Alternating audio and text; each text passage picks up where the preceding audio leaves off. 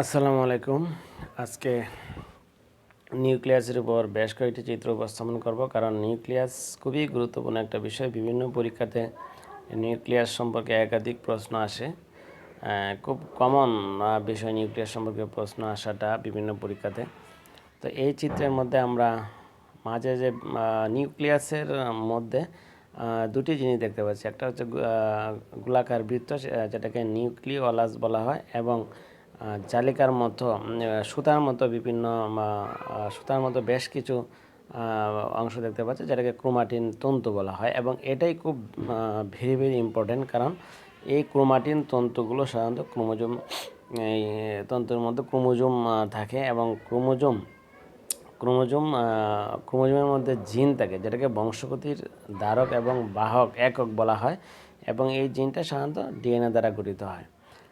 আমরা আরেকটা জিনের একটা চিত্র দেখব। এটা সাধারণত জিনের এরকম পেছানো বিভিন্ন রকম থাকে, এরকম সাধারণত একটা চিত্র উপস্থাপন করেছি। এটাকে জিনের চিত্র বলা হয়, এবং এই জিনটা কিন্তু বংশগতির ধারক এবং বাহক। পিতামাতা থেকে সন্তানদের মধ্যে যে বিভিন্ন পিতামাতার চেহারা, পিতামাতার স্বভাব, পিতামাতার গায়ের রং, উচ্চতা,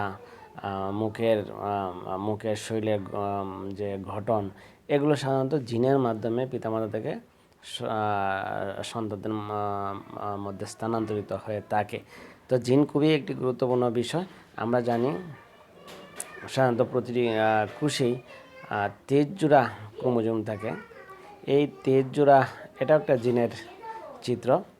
এই 23 জোড়া ক্রোমোজোমের মধ্যে 22 জোড়া সাধারণত মানুষের অন্যান্য যে বৈশিষ্ট্য, একটা পিতামাতার অন্যান্য বৈশিষ্ট্য সন্তান ছেলেমেয়ের মধ্যে স্থানান্তরিত। অন্যান্য সহজলভ্য যে বৈশিষ্ট্যগুলো আছে, গায়ের রং, উচ্চতা,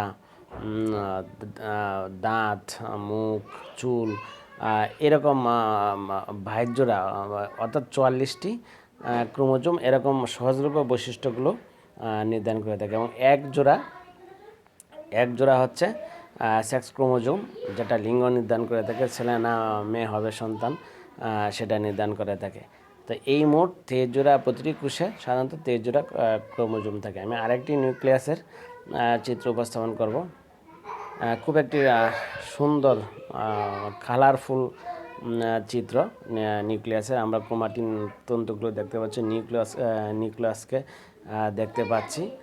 মাঝের অংশে নিউক্লিয়ার পর্দা দেখানো হচ্ছে, নিউক্লিয়ার রন্ধ্রগুলো দেখানো হচ্ছে। তবে সবচেয়ে ইম্পর্টেন্ট হলো ক্রোমোজোম। নিউক্লিয়াসের মধ্যে যে ক্রোমাটিন তন্তু দেখা যাচ্ছে, সেটা ক্রোমোজোম।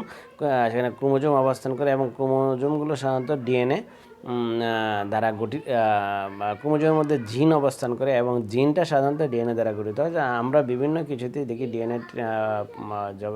ডিএনএ টেস্ট করা হয়, অনেক সময় বয়স নির্ধারণের ক্ষেত্রে ডিএনএ টেস্ট করা হয়।